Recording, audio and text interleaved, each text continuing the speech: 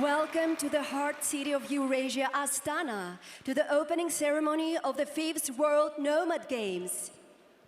Ханымдар мен мырзалар, бүгінгі ашылу салтанатымыздың жоғары мәртебелі қонақтары.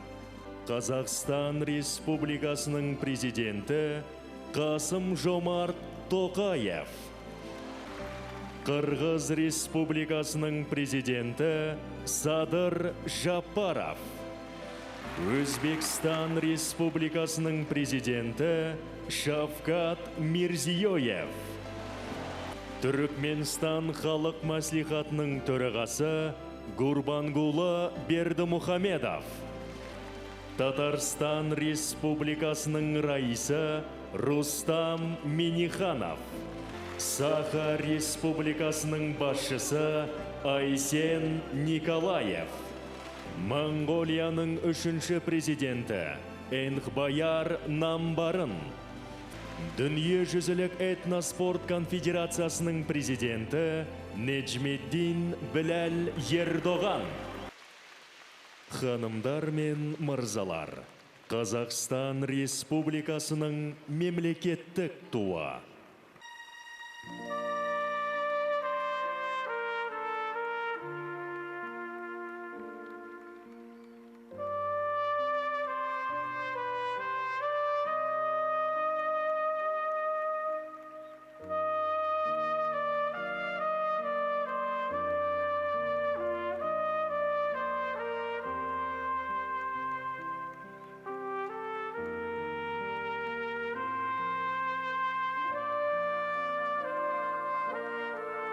Ханымдар мен мырзалар, 5-ші дүниежүзілік көшпенділер ойындарына қатысатын спортшыларды қарсы алайық.